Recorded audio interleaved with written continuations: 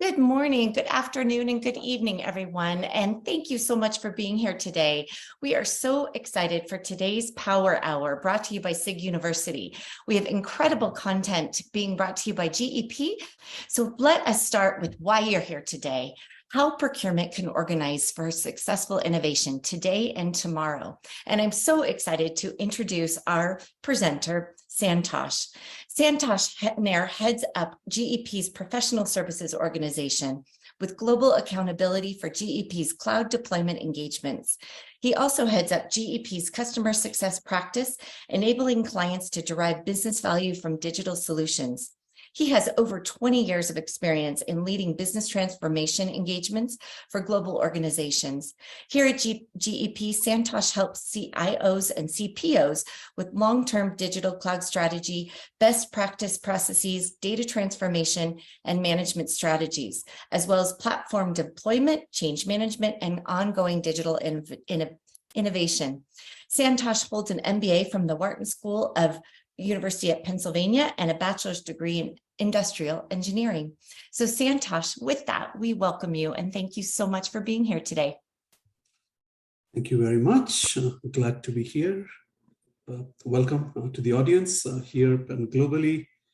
The topic, as we mentioned earlier, is innovation for today, particularly in the context of all the software changes, all the digital innovation that is happening in the procurement world, in the software world.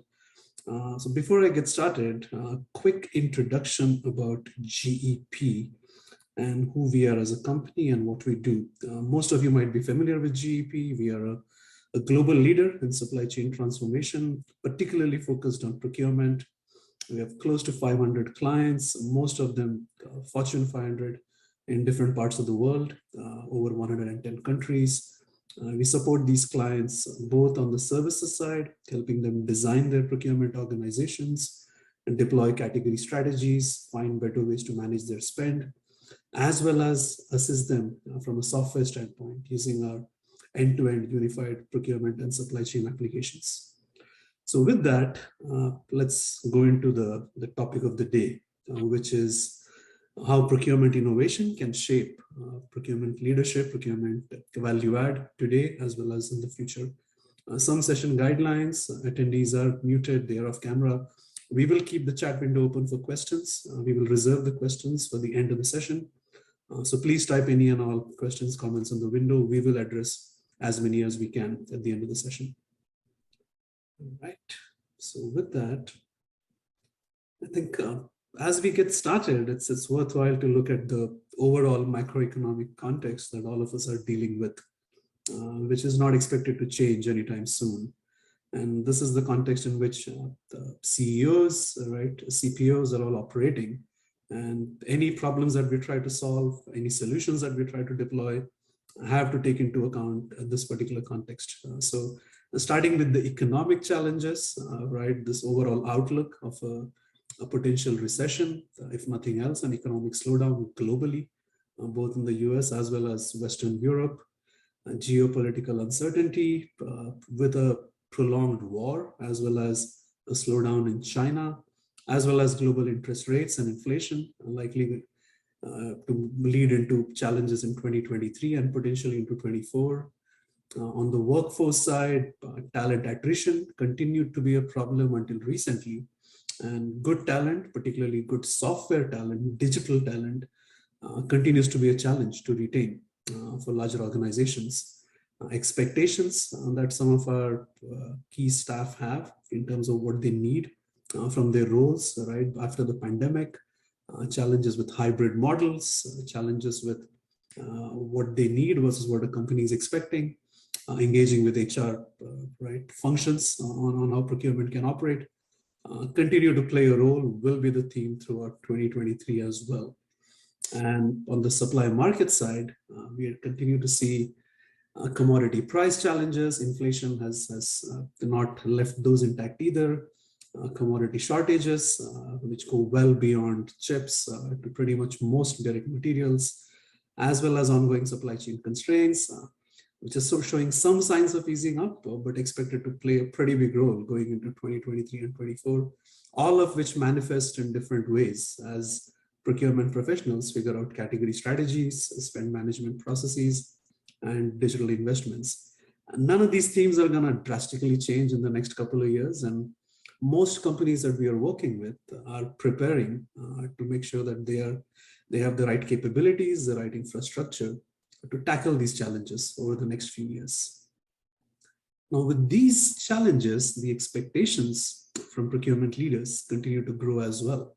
So starting with expectations on playing a bigger role in ESG, right, solving sustainability problems, scope 1, scope 2 emission tracking, working with suppliers on scope 3 tracking, which is a much more challenging problem, continuing to help diversity efforts with the supply base, supporting a lot of internal programs, right, keeping the shop running while supporting digital programs of all kinds, making sure that procurement delivers ROI on all the digital investments that we are making. We show ROI on our own team amidst these complex market conditions, solving for supply chain continuity, expectations on supply chain resilience, solving for supplier risk, right, measuring the risk throughout the value chain, putting in place mitigation for it, as well as delivering cost savings and efficiency, which never seems to go away. And if you ask CPOs and CIOs, which of these do we solve, all right, and the answer is all of them. So with finite resources, the expectation is all these initiatives are solved. We make progress on all these fronts, very likely with a smaller team and a leaner team than what you used to have, very likely due to a combination of talent attrition as well as cost and ROI focus on the team side, which is a pretty challenging outlook for the function, but at the same time, a pretty big opportunity for the right functions and the right leaders to make an impact. And if you ask people, well, how do we do this? How do we do all of it? There is one silver bullet that you hear in pretty much every single company, every client that we work with. And the answer seems to be launching a digital transformation journey, right? And it's anyone who's in the audience right now who's not part of a digital transformation journey would be an outlier. I expect 99% of attendees listening to us right now are part of some version of this or the other. And it's become sort of a catch-all phrase, right, for all kinds of initiatives. It's sort of supposed to be a silver bullet, as I mentioned on the slide here. I think it is highly misunderstood. I think it's also not going to solve many of these problems unless it's approached very carefully and very thoughtfully. And that's what we will share over the course of the rest of this conversation. And there are parallels to these digital programs to something like building a large city. And if you look at an example from a city that was built in Western Europe some time ago, right? This was a city designed for the future. There was a lot of economic growth. There was new economic drivers, transition to new energies, manufacturing. A lot of talent was attracted to this particular town. The population increased multifold. Young, right, hungry people coming in, wanting to build a life, and all kinds of infrastructure around it, right? Schools, hospitals, parks, very similar to some of our big programs, right? The way they start and the kind of benefits that we expect and the kind of excitement that they create. The challenge or the problem was that this happened almost 40 years ago. This was 1986. And this town was Chernobyl in Ukraine. And pretty much most people would know what ended up happening there. And there are parallels as to what went wrong, right? And there are parallels to some of the projects that we see that consume a lot of time and effort and investment and ultimately don't deliver the results. If anything, they are a net negative, right, on the company's bottom line. In this case, very similar to some of the challenges we see in some companies where digital projects don't deliver. Expectations were far too hyped, right? It was built as the city of the future, right? State-of-the-art capabilities. There were fundamental mistakes in the architecture of the city itself, the nuclear plant itself, right? Basic protocol around safety was not followed. At a leadership level, there was lack of accountability. There was a lot of collective bias. There were, in fact, a lot more damage by cover-ups later on after the disaster. There was, a series of missteps, if you look at it at all levels, which contributed to a massive failure of something that was built as a solution, right, to Ukraine's economy and energy needs. And this is similar to larger digital projects that sometimes, or many a times, do not deliver the value. Now, if you look at from a study that we have done, and you're looking at data from analysts, from academics, from other projects that we have seen, there's a number that stands out, right? It's on average of 70 to 95%. And what is this number? Well, it's the number is basically the percentage of these projects, digital transformation projects, that failed over the last 10 years. And what we mean by failure is you significantly underperform compared to the value proposition, the original value proposition and the business case. Right? Close to 70 to 95% of these projects did not deliver the business value that they promised at the time of getting the approval, when they were launched with great fanfare. Or despite that, if you talk to CIOs and CPOs, which most of us do on a regular basis, it is the number one priority, right? You ask them, well, where do you spend most of your time and your energy? They will say, well, on a project of this sort, right? We are upgrading some platform, we are deploying some cloud solution, right? And we are all busy doing that. But it's a pretty staggering number, right? That most of them do not deliver. And we seem to repeat some of the mistakes. At least there are clients that we have seen where we advise them and ways to avoid those mistakes and make sure that they get the value that they want from these projects. And what drives these suboptimal outcomes, right? And what can we do differently going forward? There are some themes that we have noticed, or I've noticed personally over the last 10 years or so, right? And these are the ones that we try not to do. The ones that are successful are the opposite of these.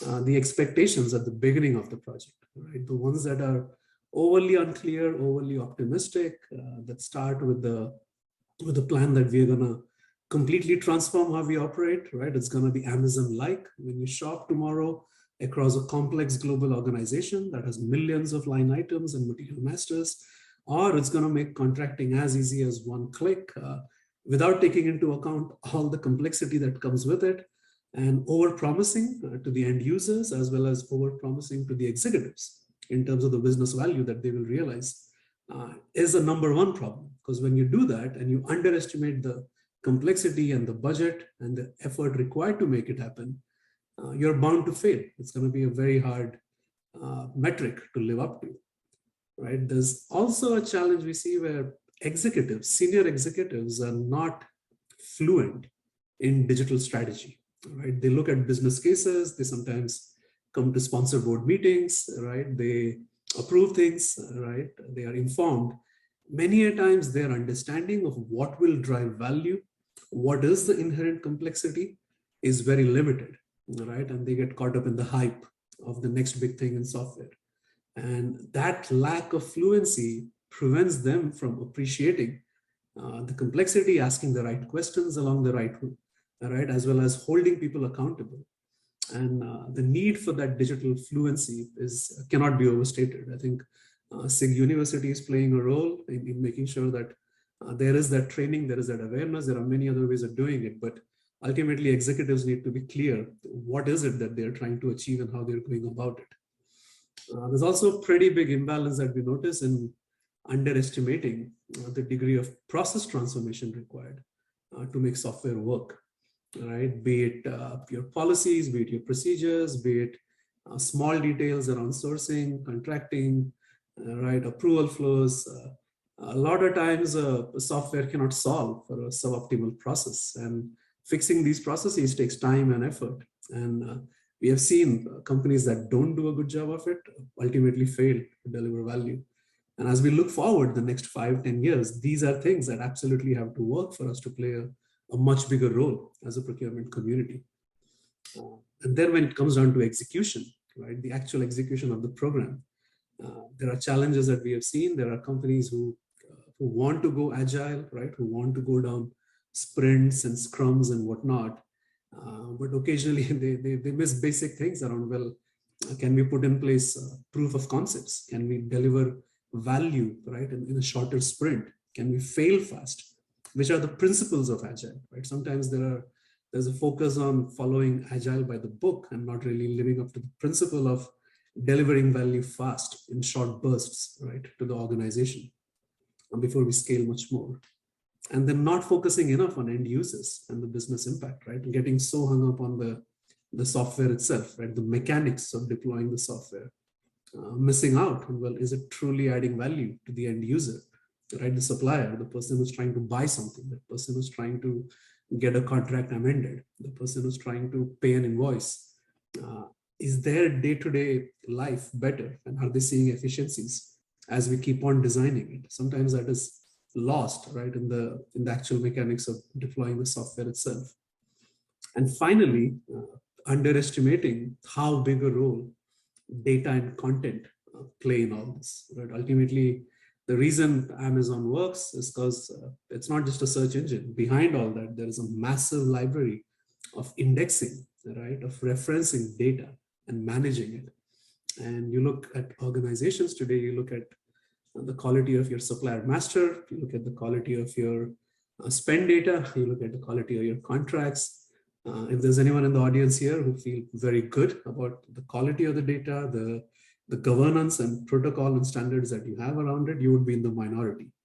Most clients that we work with continue to struggle with that, right? And until we tackle that big elephant, getting value out of this massive software project will not really be there. So with that, what is the answer, right? Then how do we begin to solve these things over the next few years, as well as over the next 10, 15 years? How do we truly deliver value as an organization? There's a few answers. There are people who do it well. There are companies that we work with who have done it extremely well. And the common themes across these successful programs are the following, right? The first is having a very clear strategy around your digital ecosystem. What is it that we want, right, to be our fundamental architecture? What systems do we need, and for what reason, for what personas, for what function? And what is the strategy around it that is bought in by the CIO, the CPO, the business heads? That's the number one. And we'll go into each one in a couple of minutes. There is the execution of the program in a true agile methodology, right, in the spirit of agile. There is a lot of focus on data and process, equal focus, if not more, compared to the actual software deployment. There's a lot of focus on metrics that will define whether we are successful or not. And these are not metrics like go lives or test cases and whatnot, right? These are metrics that are operational, that these are the business metrics we are trying to deliver through the solution. And then finally, a lot of focus on the end user throughout the deployment, right from the beginning of the deployment of the solution to every single step of the way. The end user has to be tightly integrated into the journey. And that's what will drive business value. That's what will create true transformation, right, in the short term and the long run. If you go into each one in a bit more detail, the cloud ecosystem itself, the strategic choice, what has to happen here is the senior executives have to agree that here's what our ecosystem strategy is going to be. Many times we see companies where the CFO and finance wants to go a certain way for their primary system. Manufacturing wants to go a certain way. Procurement is sort of trying to keep up, right? Saying, well, where do we go and do we have our own solution? And business heads are somewhere else. And that until we have that alignment on what is our ecosystem strategy, it will be a challenge. Within that, the big question that we are seeing companies struggle with is, do we go back to the old model of a monolithic ERP architecture, right? That sort of solves the problem for everyone, right? We will do it for finance, for manufacturing, for asset management, for services buying, for procurement. All of it is going to be this one monolithic ERP, which has failed to deliver on that promise for decades and is sort of trying to make a comeback with this cloud ERP model. We disagree with that. A lot of analysts disagree with that. We think it's pretty much repeating an approach that we have tried before and that has not worked and consumed a lot of time and energy. And the other approach is best of breed applications, right? To applications that solve very specific problems and they are connected to an ERP through an API first approach, which is what more and more CIOs and CPOs are going towards. A lot of them are seeing value much faster. There are others, in some cases, who are still trying out this large cloud, ERP upgrade, and those projects are stuck for the most part. And there might be a use case, there might be a pitch around it, but the ground reality is you'll struggle to find examples of those projects that have gone live on time, that have delivered the value. And most clients who are trying to do it now will be the very first batch to do it. And a lot of them are dealing with cost overruns and other challenges. The other reason why we feel the cloud ecosystem strategy is better than a monolithic one is there are very different needs that each function has. And each user group has very different needs. What finance needs is very different, and the capabilities they need are very different from procurement and very different from HR. There is a reason Salesforce has all these capabilities for CRM. And there's a reason GEP has all these capabilities for procurement. It's very hard to expect the same level of functionality and user experience in an ERP that is sort of a one size fits all. And we will be giving up a lot of capability, a lot of user experience with that kind of an approach. And a much better approach we have seen to work is having a core ERP, be the source of data, the source of manufacturing transactions, many times finance transactions, and have best of breed applications around it. Maybe a Workday for HR, a Salesforce for CRM, a GEP for procurement. We have seen that model to work. And the question that we are asked as well, isn't that very complicated with all these integrations? And the answer is no. Today's API first approach is everything's an API economy. There's a reason your phone has so many applications. It's not Apple building these applications. It's not Google building these applications. It is an API first approach wherein there are these connectors that have evolved so much compared to 5-10 years ago. And we expect that to continue in the near future. As that keeps on happening, connections will become easier. And then the question is, you put applications that are best suited for that function, connected to the core. And these are ultimately solutions that can give you value much faster, right? There are projects where we go live in weeks, and there are other projects which are global where we go live in months or a couple of years, at the most, but you can see value incrementally.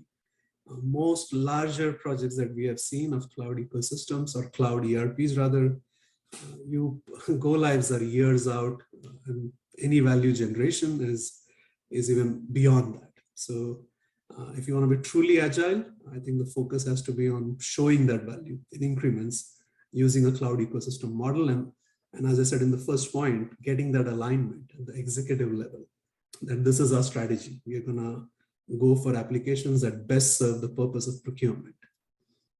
And finally, maturity of these applications. As I mentioned, the current cloud ERP market, if you talk to analysts in your conversations and you dig deeper into how mature are they ready for prime time? The best guess is they're at least a year or two away from having those capabilities, very likely longer than that. And the question is, do you want to wait that long to realize value, or do you want to move towards a best of breed solution? From an agile program execution standpoint, the program delivery itself has to be very clear value proposition based. Incremental, we have seen clients do that very well with us. And as we start building value and showing the value, the momentum builds, right? There is a pull effect in the organization. You have to invest less in change management and training. The rest of the organization wants, right, what some other BU is getting. And we can show results to the executive team, should we do that.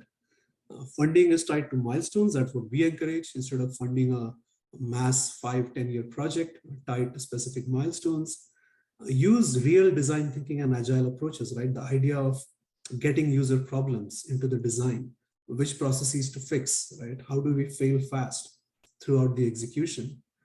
Giving a lot of importance to data and process work streams and having leads focus on those areas, having engagement with the business unit throughout the project, right? Not just towards the end for training or change management, but throughout every activity of design, configuration, and so on.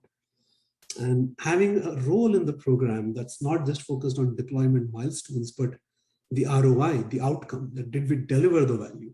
There should be a role that is focused purely on that, right? It was not, go live is not success. Success is delivering that business value. And someone should be accountable for that on the program side, as well as a lot more accountability on your third parties. GEP has led these projects for a lot of Fortune 500 clients. And one thing we pride ourselves on is we are accountable to you as a client, right? And that's what you should expect your SIs to do, right? You should have the contract itself as well as the engagement model should drive that accountability, and that success is tied. Their success is tied to your success. And the third aspect is data and process, which I mentioned earlier. It's an extremely big thing. If I spend one more second on that, there are things around, how do we simplify, right, our workflow? How do we simplify buying channels? How do we simplify supplier masters? Do we need these records? Who's going to own it? Who is going to govern it? Where will be the system of truth? What will be the source? How does it flow? All these questions have to be tackled, and there are templates and best practices that you can access, right? That you can talk to SIG or GEP. But until we solve those sort of questions, the deployment is going to simply automate a bad process and bad data. And that is going to be suboptimal at best. And the end users themselves, right? Designing it with them in mind. I say it here, you have to make it easy for end users to do the right thing. Some of the terminology in procurement also makes it sound like the users are the bad guys, right? We call it maverick spend or rogue buying. As if the end user is sort of intentionally going outside procurement's defined contractual boundaries. The reality is that's not the case. We just make it so darn hard for them to buy from the right channels that they end up deviating. Right? The big problem we have as a function is we seem to have combined two big problems. We don't give them a good user experience. We still don't have good compliance either. Right? And then the thing has to be done is we got to catch up with consumer apps with the right controls, and an ecosystem has to be designed where users can come in and based on what they are trying to do, they are directed to the right buying channel, they are directed to the right supplier, the contracts. It's easier said than done because it requires orchestration of all these elements that I mentioned earlier. We will have to clean the data up. We will have to put these processes in place. We will have to define these channels very clearly and then make that available to end users. We'll have to clean up the item master. We'll have to clean up all these contracts that are floating around. And once we do that, and you have the right system capability to direct the users, then they can pretty much come in, then they can be compliant. And then we have pretty much made it easy for them to do the right thing and feel good while doing so. And one way to do that also is to make sure that they are part of the project throughout, right? We engage early at the beginning, we are engaging throughout the design, testing, pilots, use cases, and we are engaging at all levels, at the senior levels to set expectations, at mid and junior levels to make sure there is participation, buy-in, right, as well as sponsorship across all of them. The next point is around metrics. I mentioned that sometimes the reason these projects don't work is the metrics are too high level. We say that we're going to deliver X billion in savings in 10 years. It's a bit like climate goals, right? 10, 15 years out. It's no way to measure that. And these are templates that we have put in place with clients on what is the value that we're going to deliver, where is it going to come from, and what is our current baseline on each of these areas, right? So be it in sourcing, on what is the impact that we're going to make compared to today on savings, spend under management, specific cycle time, tracking, measuring it, right? Contracts that are under compliance. Same thing on the purchasing side, same thing on the invoicing side. There are very specific metrics that need to be measured today to say, where are we before we embark on this journey? A lot of you may not have this data to begin with. And unless we know where we are starting from, it's very hard to say, here's the degree of improvement that we can expect once we deploy a solution. And should we do it right, which we have helped a lot of clients do, the impact can be tremendous, right? We can go to the executives and say, well, here's the impact we have had on savings and price reduction. Here's where our compliance needle has moved. Here's the impact on productivity. And here's what we are doing for finance and working capital. So measuring it, breaking it down, and then showing that improvement. at a very detailed level is absolutely critical for some of these engagements. And then having the right partner. See, this is a pretty long journey. It's a complex journey. A lot of things are discovered along the way. You need to have the right partner who has the skills and the software, but also the right mindset, right, to evolve with you, to say that, okay, we get that there are things you don't know, there are tools and templates that you need. We get how complex this is. We get that ultimately we have to be presenting the value jointly to your executive team, and we will evolve with you as it needs, right? And then we will put our skin in the game for this. So the mix of the right competence and the cultural fit to have the true partnership spirit is absolutely critical as you make selections, both on the software side as well as on the implementation side for these kind of journeys. So in closing, I'll mention, I mentioned Chernobyl earlier. I'll mention one more architectural example, this time on the positive side, the Brooklyn Bridge. This was built in the late 1800s, right? And the challenge was connecting the boroughs of Brooklyn to Manhattan. And the challenge was there was a residential area in one side, and they had to take ferries to come to the commercial area. And there was a need that the boroughs had to be linked for greater economic growth. But this was a huge engineering challenge for the day, and nothing close to it had been conceived right, until then. And it pushed the boundaries of the technological capabilities of the day. And it was launched finally successfully in 1883. It was a very long time ago. If you think of how many systems we have deployed and how long they have lasted, this is a bridge that has lasted significantly longer than any of them, right? And so the design pretty much took into account how the needs would evolve almost 150 years later, right? And then imagine the foot traffic then compared to now, right? And the car traffic and so on. It's grown, it's significantly more so. There was an ecosystem of providers. It was not one company or one unit that designed it, right? There was this ecosystem that we spoke about earlier of providers, best of breed providers and team members working under this common vision, right, of adding value to the end users of New York at that time. There were very clear success metrics that were visible to all the stakeholders, right? The government, the city councils, the contractors, the public, the media. Everyone had very clear visibility into what was happening, and success was very, very clearly defined.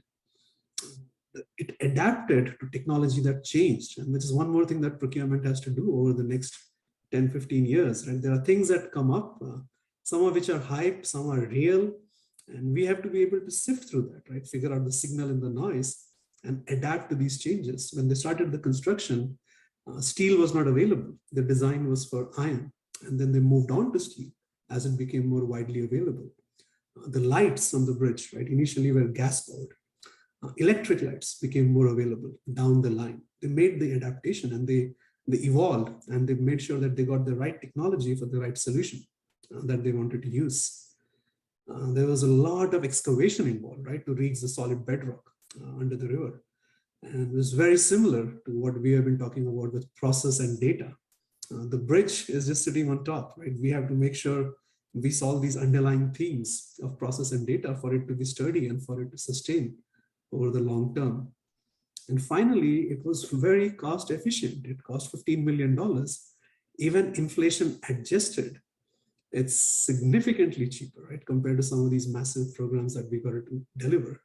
And it was a great example of ROI, right, and coming up with an aggressive budget and sticking to it and still delivering value to the end users. There's a lot that procurement can take away from these sort of examples. There's a lot we can deliver in terms of value to the end business unit. We can continue to innovate. We can continue to automate. Should we be able to solve these perennial challenges of core data, process optimization, working with all the stakeholders, and putting in place this digital architecture of cloud solutions that help us orchestrate and deliver that value. With that, we will turn it over for some questions and comments. Santosh, that was amazing. I was thinking to myself, I know you have an undergrad degree in industrial engineering, but you should also have one in history. It's amazing. It was those analogies that you placed were so impactful, especially that last one, and how, testing the limits, and, when they did come up with the design and the long-term goals. I mean, it's that should actually be framed above everybody's desks that is starting a massive implementation, because it really puts things in perspective. That was a really good, impactful slide. So thank you. Well, while you were talking, Santosh, a couple questions came in to my email. So I have another screen up. I wanted to ask them. There are 4. I think we have some time for that. So let's go ahead and go through those. The first one is, we are in the process of evaluating ERP upgrades and have engaged with a consultant for a broader ecosystem review. What advice do you have for our journey? It's a good question.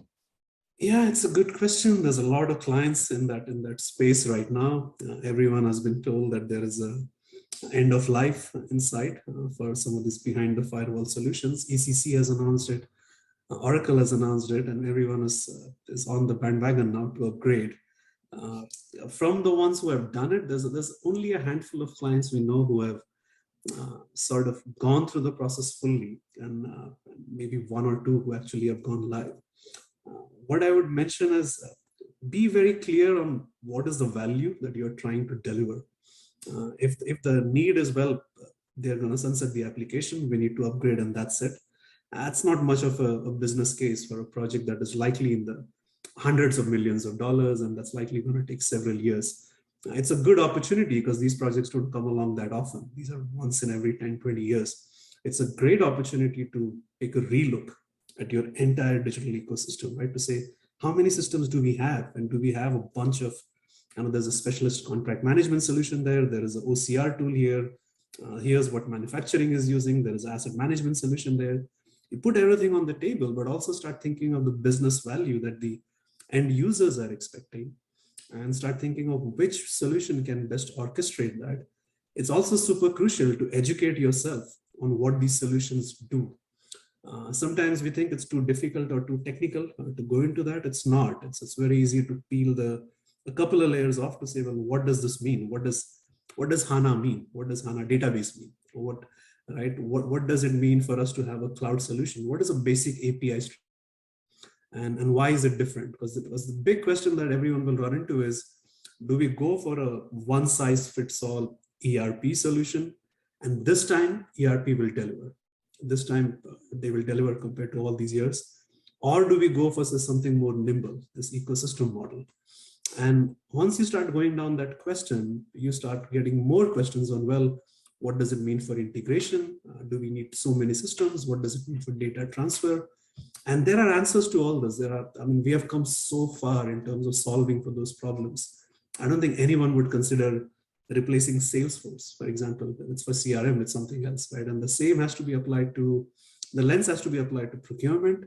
And we have to think about, well, will my end users get the value that they want, right, from these solutions? And then procurement has to pretty much insist on having a seat at the table. Many of these deployments I'm seeing are driven by finance, and which is fair. Finance has a big role to play. At the same time, procurement has to say, well, we need to have a voice in this. Our users are impacted, and we need to know what are we getting out of this. And they have to insist on being present in these conversations and educate yourself on some of these topics, right? So you have your own point of view. You're not at the mercy of the IT or finance team telling you, here's why we need to go down this path. Incredible advice, and I couldn't agree more. And I hear it so much from so many of our members. They have to have a seat at the table. That is just of utmost importance. So thank you for that.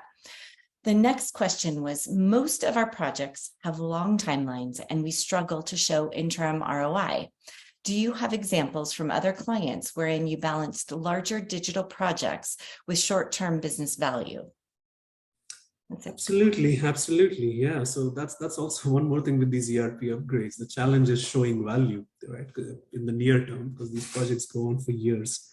Multiple projects. I think every source to pay project that we have done, we have tried to chunk it out depending on the client's current state. There are cases where the real problem was accounts payable. They were the ones struggling the most. And they said, well, too many paper invoices, right? Cycle time is too high. Our shared service is struggling in allocating these, work management. In which case we would say, well, let's just start with that solution. Let's just start deploying that. We don't have to do everything right away. And having providers such as GEP who allow that modularity in deployment and who can also engage with you to say what is going to drive value. There was one other client where their primary challenge in the whole S2P journey was compliance to catalogs. And we spent a couple of months with them, defining what catalog should they maintain, they should not maintain, where should they use punch outs, because there was a lot that they were trying to do in-house, which didn't make sense. And then defining the right buying channels and getting those end users on first, which delivered the value that they wanted before going broader on POs and receipts and invoices. Same thing with analytics, right? If you're trying to show value fast, analytics is always a straightforward one, less integrations and so on. Show some decision dashboards, show those insights. So pick and choose areas where you think there is a pain point, choose a provider who can deploy things in those modular ways, and you can show value pretty quickly. Okay, perfect. Thank you. We have multiple legacy ERPs and always struggle with data management. What are examples of success stories in this space?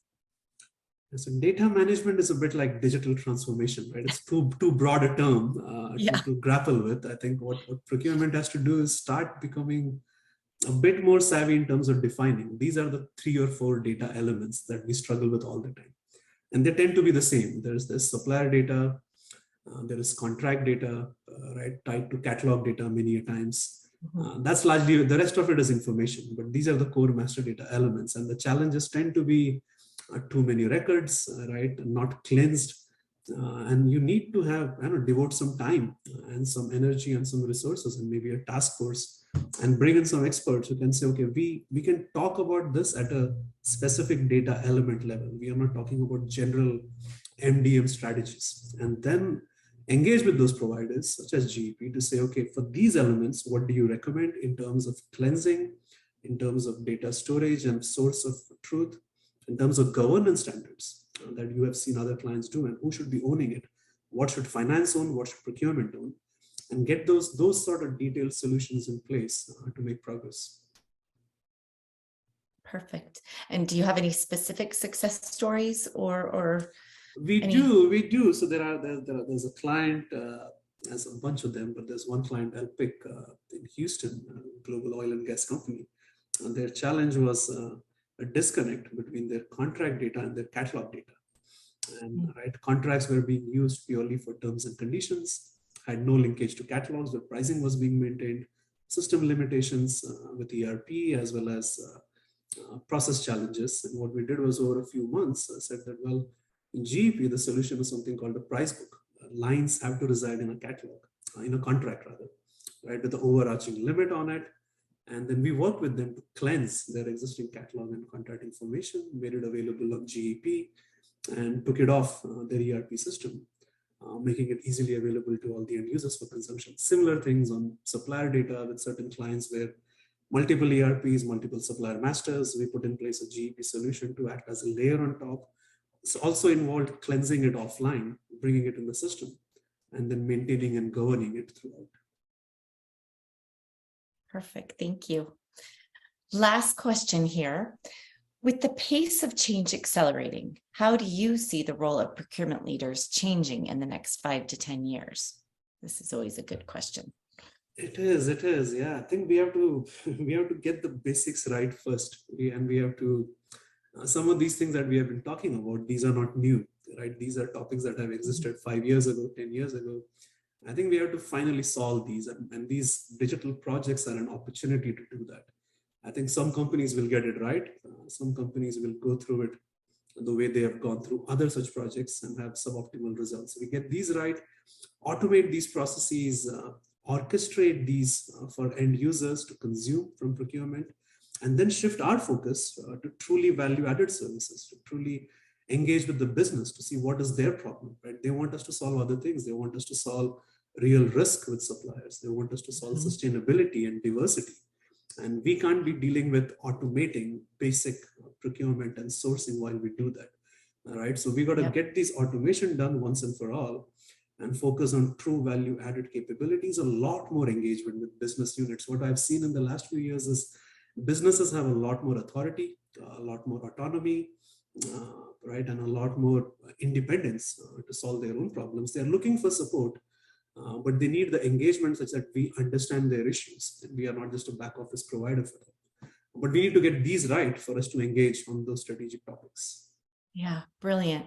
And like your slide, get the foundation in place, right? And then, yeah, that great advice. I love that answer. Well, I don't have any other questions. Did you have anything final that you'd love to tell our audience today?